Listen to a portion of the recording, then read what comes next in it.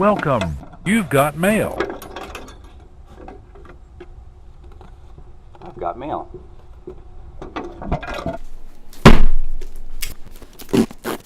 All right. Let's see what we got here.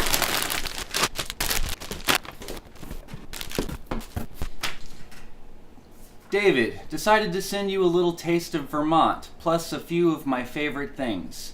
These are a few of my favorite things. Since maple is my favorite flavor, here are two of my favorite maple things. And maple is great in baking. So what did she send? She sent maple butter and some maple syrup. That's gonna be delicious. I love these popcorn chips.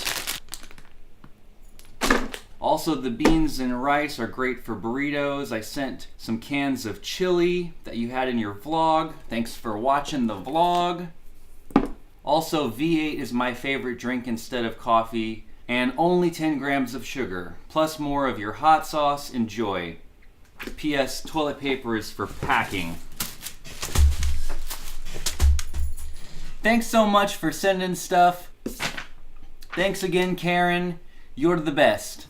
If you want to send stuff to this vlog, some vegan food, maybe you have some camera stuff that you're not using that you think might be helpful for my vlog, I don't know. Whatever it is that you think that I might enjoy, you can send that stuff right here to this vlog and I will open it right here at mail time. Thanks, Karen. You're the best.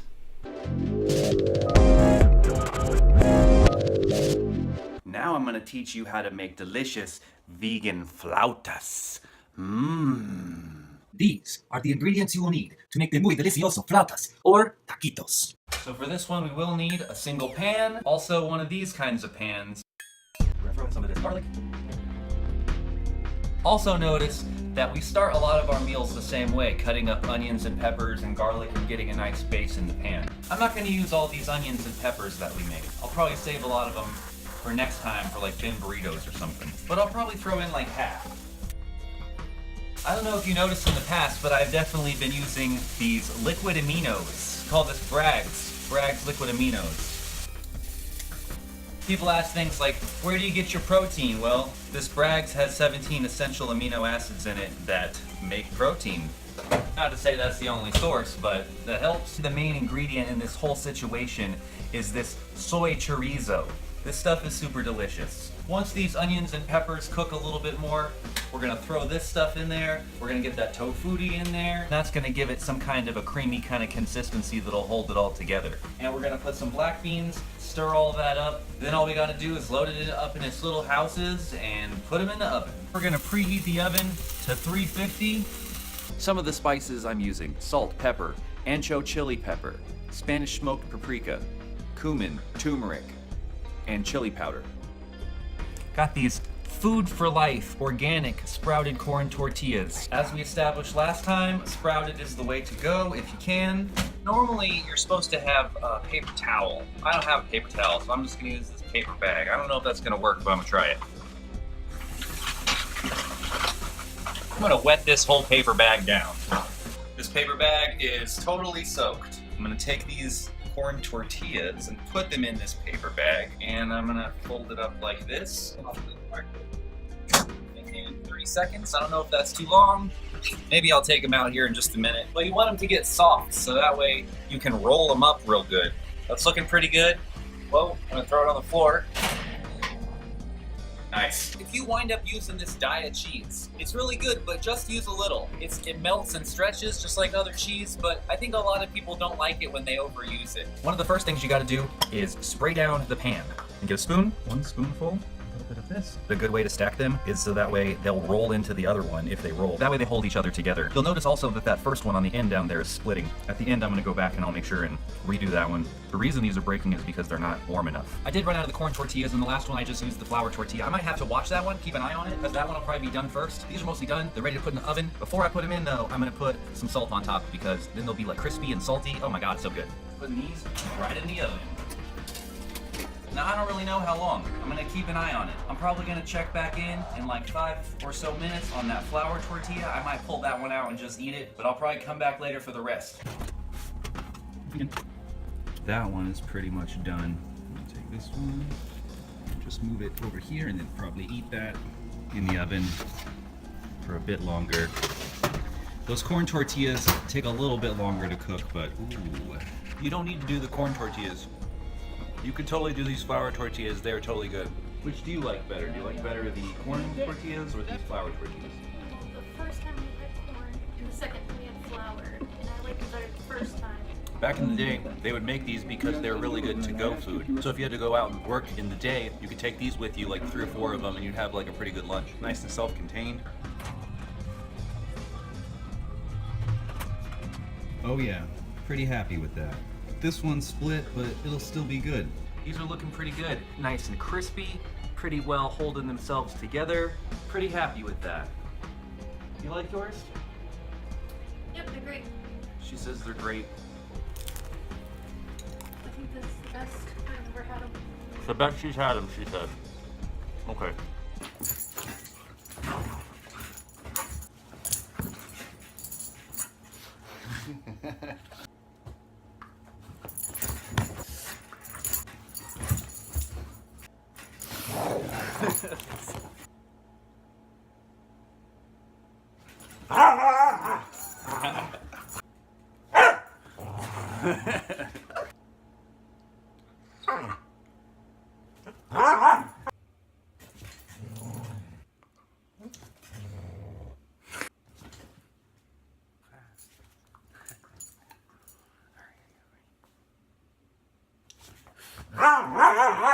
Ready? Go. Get it.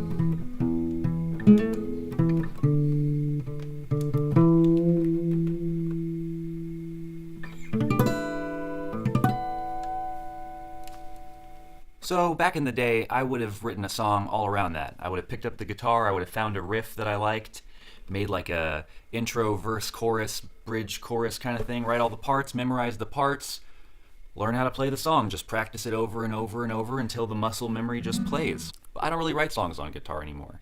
In fact, I don't really write songs like that anymore. I don't play the song over and over again. There was a certain point at which I started getting more into improvisation. I know I can almost always pull something out of nowhere. I don't need to hold on so tightly to everything and try to make everything into a something. There's tons of stuff to be found. I'm a music making machine. I don't know if you saw it or not, but last week's vlog I put out this video about my musical history. If you missed it, you should check down below. Then you'll have a better understanding of my musical development and kind of where I am with my project. It's a little bit old video, but... So I was thinking about doing like a rhythm roulette. I don't know if you've ever seen that or not. You should Google it, especially if you like music producers and seeing how people make music. It's pretty cool. They blindfold a producer, they send him into a record store, he picks out 3 records and he makes a song out of them. I've kind of done my own version of that a couple times with like stuff online or with iTunes or something, and I'll sort of try to put some randomization into it to get some kind of fresh content. But I don't know if I'm gonna do all that today. Maybe I'll save that for another day. Maybe today I'll just show you kind of how to make a song in GarageBand. Pretty easy. So first thing you want to do is open GarageBand. You get this screen with all these different options. I'm just going to go ahead and click hip hop because I'm going to delete this top drummer track. I'm not into it. So this track is starting us off at 75 beats per minute. This 1, 2, 3, 4, that counts you in. This click is the metronome. You want that on there. If you're going to make a good song, you have to play the click track. It's super important. Let's change this though. Let's make it like 88. Let's hear what that sounds like. Yeah.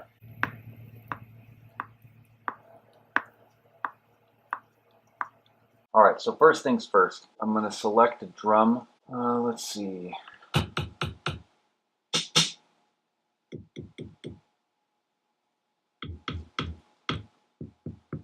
kind of like that.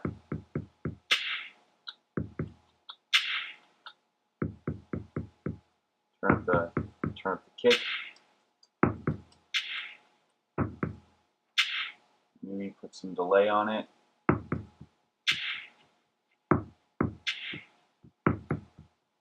It's kind of cool, right? A little reverb on it. Like that. Let's try it.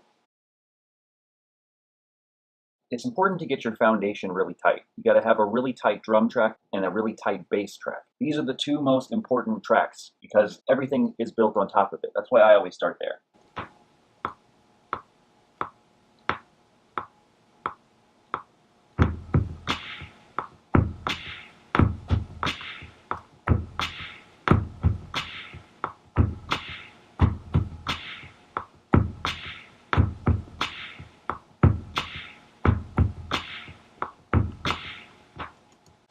That's pretty good. You can loop that pretty well.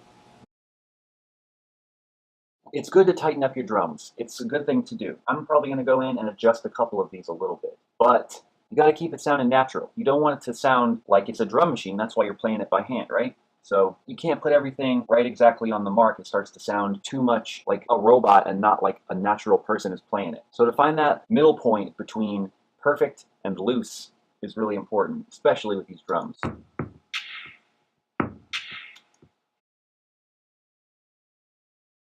Let's hear what this sounds like.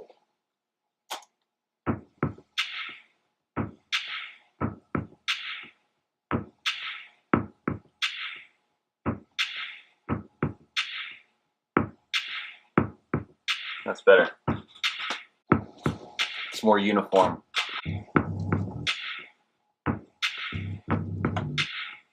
You might want to write a song in a key that's good for you. I like the key of E.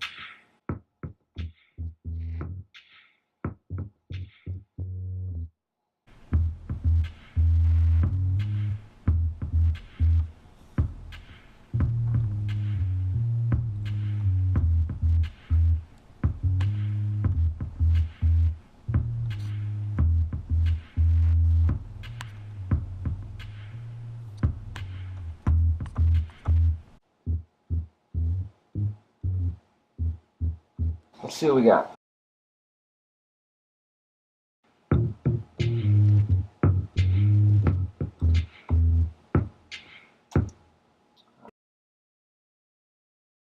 I might go back through and those claps in separate. So it's a little bit of a process of building it up and tearing it down. It's not just build and build, it's also take away. You got to take away parts too and feel into it. Because a lot of times less is more.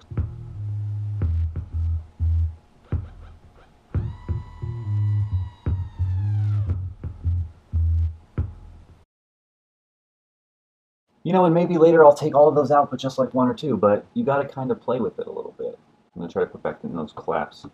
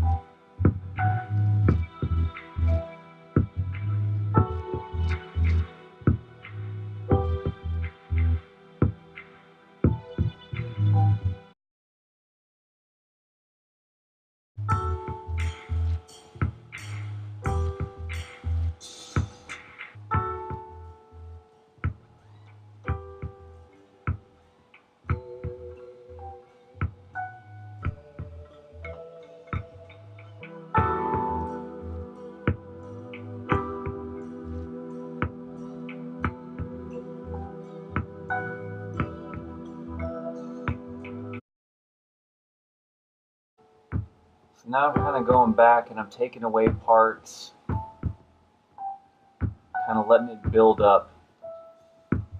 You don't want it to be all the same all the way through. You want parts to come in and out. So you can build on and add on new parts, but you don't want all the parts all the time. You want new parts to come in and old parts to go out. You know, you might have certain parts that stay throughout the whole song, but even those, I think you should figure out where you can take some of those parts out and cut it down, you know? So it's like a process of like building up and taking away. This is where it might be cool to find some kind of a drum beat. So one good thing to do can be to just play the song and see if there's any kind of beats that fit with it. See if it feels right. Maybe that can give you some ideas.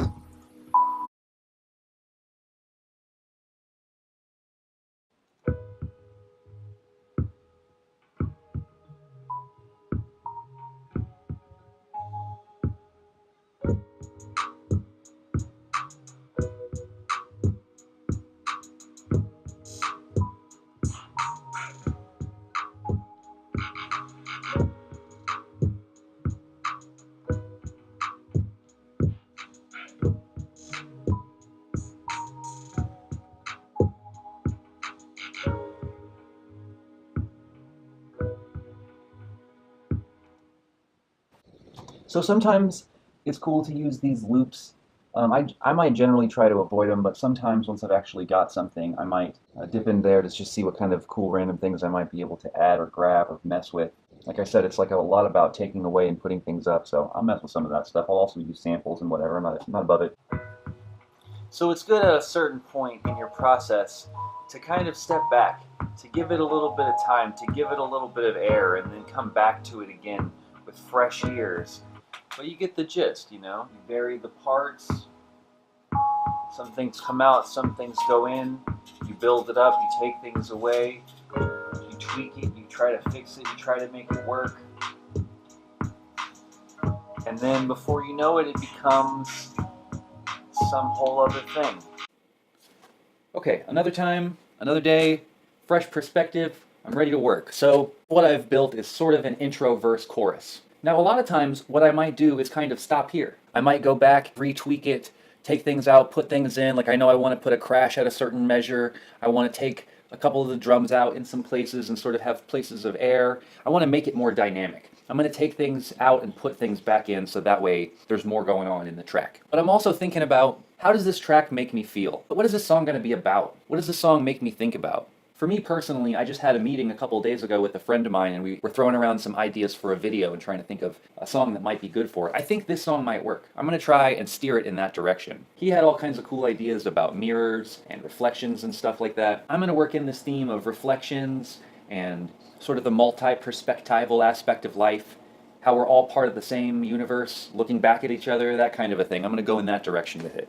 It fits in with my name, I am, and all that anyways. That's kind of what it's getting at. I might kind of feel out how the song is going to unfold by starting the song, by getting some good progress on it. And when I get myself a first intro, verse, chorus kind of a thing established, once that's kind of good, that'll tell me what needs to happen next. And from there, I might double that verse, chorus in some kind of a way, so you get that intro, verse, chorus, verse, chorus. That's a pretty standard unfolding. I do generally tend to have longer verses than some people. Some people will generally have a hot 16 is what they call it, right? Like a 16 bar verse. That's like 1, 2, 3, 4, 2, 2, 3, 4, all the way up to 16. This one, I think, has, I don't know, it depends on where the chorus is going to be, but I'll feel it out. I won't go by some kind of set pattern. I'll do what feels right for me for the song. I'll let the song kind of tell me what it wants. And that's why I also don't like to get too far ahead of myself. I build myself a nice intro, verse, chorus, and that's a good place to start. I think that's the difference between writing a song on a guitar and writing a song on the computer. It refines itself and informs itself as it evolves. And to some extent, it's not as simple as you do the music and then you do the words. Right now, I'm inspired by that music video talk that we have. So I'm almost thinking backwards from the music video, looking for music for it, and then working on words for it. So to some extent, the video, the music, the words, they're all informing and refining each other as it evolves. I'm picturing it in my head. It's interesting. It's more than just writing a song. It's more than just writing music. I'm thinking of it also in terms of the context of my album. Like, what are the feelings I already have in my album? And how does this song relate to the other songs? Like, for example, I want my album to cover a lot of ground, not only emotionally, but in terms of themes. So I don't want to write 3 songs on the album about the same thing. The songs have to be different, but they also have to inform each other. So everything that is done in the light of everything else. And it all informs each other and kind of wraps back into this kind of lexicon of meaning. Notice, I'm not teaching you how to use GarageBand. I'm telling you how I write a song. If you want to learn how to use GarageBand or any other program, I'm sure you can find tutorials about it on the internet. So when I'm working on a song, I do think a lot about lyrics, but I also think a lot about structure. I think structure is really interesting and important. One of the things I really like about certain bands is their ability to surprise me and keep me on my toes, to not be predictable. So much pop music is really predictable. I like to be more experimental, but at the same time, I do think there's something about the traditional pop structure that is helpful, and it does make your songs really sticky. So if you can figure out a way to kind of do the best of both worlds, to be experimental but also still fit into the pop format to some extent, that's kind of what I'm going for. That kind of synthesis to where it's got the pop format but it switches it up and surprises you within that. I think a great place to start on a song is the chorus, because I feel like it really helps to focus and center a song. I don't necessarily always start with the chorus, sometimes I start with a verse or something, but I generally know what a song is going to be about before I start. Especially a lot of rap songs that don't have choruses, they can become very unfocused. So I think a chorus is a great way to focus a song. And one of the main things that I think about when I think about choruses and writing catchy parts and stuff like that, I think about the kind of message that I want to get across and how you got to kind of simplify it into something that really sticks in people's minds, something that's simple that people can get, especially because I talk about references that a lot of people won't get. I especially try to figure out how to simplify and refine and break it into something really digestible in the chorus. So that's a great place to start. But one of the major things I think about when I think about how to do that is Dave Grohl talking about hit lessons. Check it out. We can write our own songs. You just need 3 chords and a big heart. Hit lessons. Here's the thing, is most white people dance to the lyrics. So here's what you gotta do, is write some like heartfelt, don't think about a groove. Think about it like it's a bumper sticker. Okay. You know, life's a bitch. Life's a bitch. Life's a bitch. Life's a bitch. Life's a bitch, but keep on trucking. Life's a bitch, but keep on trucking. So that's what you do, you gotta pay off the chorus. Yeah. You start with the riff, because that's going to be the most recognizable part of the song, right? That's a bitch, it always has been. I'm a guy who was a has-been, but now I'm a big star. Got a car, got a bumper sticker on the back, it says that's a bitch. That's a bitch. That's a bitch. That's a bitch, but keep on trucking. That breakdown of the verse. Yeah. And you don't even need to like change the way the chords are. You just change what You don't you even, say. yeah, you need that. I'll tell you. You know who writes the hits? Aerosmith writes the hits. And you know how they do it? Listen to any of those songs. It begins with the chorus. The song is all chord. Love in an Elevator? What's the verse to that song? There isn't one. It's Love in an Elevator. Janie's got a gun? Yeah. It's all it. Well, how's it start? Janie's got a gun. Yeah. It's right. So it's chorus, chorus, pre-chorus, chorus, verse, kind of. Chorus, pre-chorus, chorus, chorus, chorus, finale, chorus. It's all chorus. Don't bore us. Get to the chorus. Hit lessons. You know what? One. So I personally don't want to do that. I don't want to make it chorus, chorus, pre-chorus, chorus, don't bore us, get to the chorus. I really don't like it when bands milk the chorus over and over and over again. It almost seems like they only had one idea for the song, which is the chorus. And as a rapper, we have so much to say in the verse. The verse is where the good stuff is at, but the chorus does hold it together. The chorus makes something sticky that people can grab onto, that people can sing along with. I think a chorus is really important. In this particular song, I'm going to try and figure out a chorus, but I think I'm going to use a technique from poetry where I might end parts of the verse with something that's repetitive in a way that is also sticky. So if I can get some stickiness inside the verse and some stickiness on the chorus, then I think that's going to be a powerful song, but we'll see. So when I'm working on a track, I usually open up a text editing file, like the one on the right, and a lot of times I'll use RhymeZone, a rhyming dictionary, if I ever need any kind of help or ideas or anything. Type in the word flexion. And it's going to give me a bunch of different words with a bunch of different syllables, and that can give me ideas for lyrics. I think that's a really good tool. I find it helpful from time to time. I'm shining my light through my vibe, collecting myself, my mind, and my life, directing my part and my role and my strive. Nothing can shake the way I'm making these strides. My brother, my sister, my people, my tribe. It's time to step up, it's time to thrive. It's time to fess up, it's time to rise. Cause we're never gonna make it if we're stuck living caught in our reflection. I get caught in my reflection too.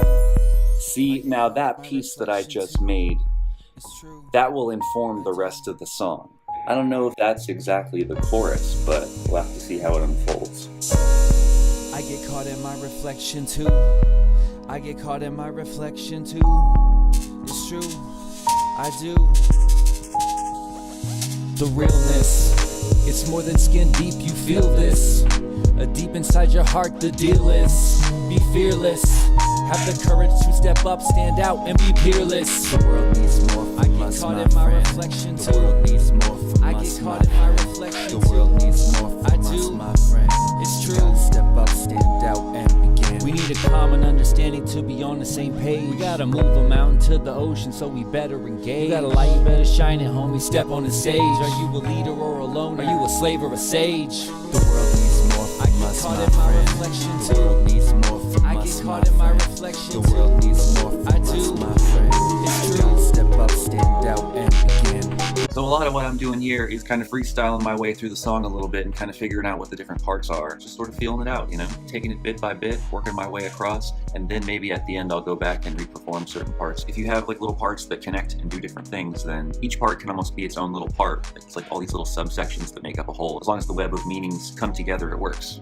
So what usually happens is, after a long night of recording music in your headphones and feeling like it's pretty good, you come out to play it in the next morning on the main speakers, and it sounds like total garbage because you were listening to it in your headphones, and while it sounded good in your headphones, it didn't translate very well to the computer speakers. After a couple hours of mixing and mastering, I can start to get it to sound good. But these speakers, these computer speakers, are not really up for the job of being good mixing and mastering speakers. I don't have those types of speakers at this point anymore. Hope to figure something out when I'm ready to mix and master my album finally, but for right now, basically what I'm doing is I'm listening to these speakers, I'm listening in cars, I'm listening in headphones, I'm listening in any like friends systems that I can find, and then kind of taking mental notes, hopefully real written notes, and then bringing that back and refining the songs. It's a bit of a process, let's just say that. Speaking of a bit of a process, on this song, we're probably getting close to 8 to 10 hours in. By the time that it's actually finished, we're talking like 15, 20 hours on this song. It's part of why it took me so long to make this. We are at a point right now where we have an intro, verse, chorus to this song. So on the second verse, I'm going to try to bring something different and take it in a new direction. I don't want to just redo the first verse with like the words changed a little bit. I want to really change it up. And then once I get to the point of the bridge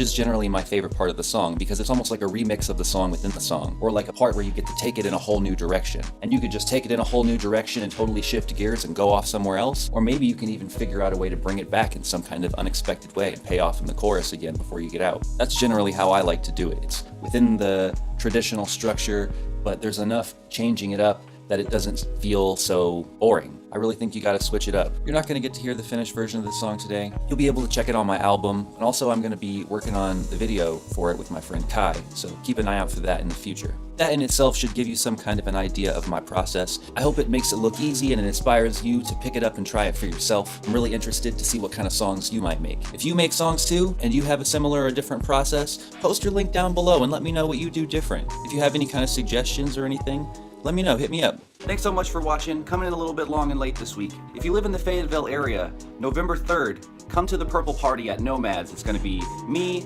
Shy Twins, Rings, and Webe, and we're gonna have a really great time. You should definitely come and join us if you're gonna be around. It's totally free if you wear a purple outfit. If not, it's $5 at the door. We're probably gonna be having a prize for the best purple outfit, so definitely come looking fly. Thanks so much for watching. Check out last week's episode. Support on Patreon. I always can use the support. Make sure you subscribe, hit that like button, share on social media with your friends. Until next week, peace.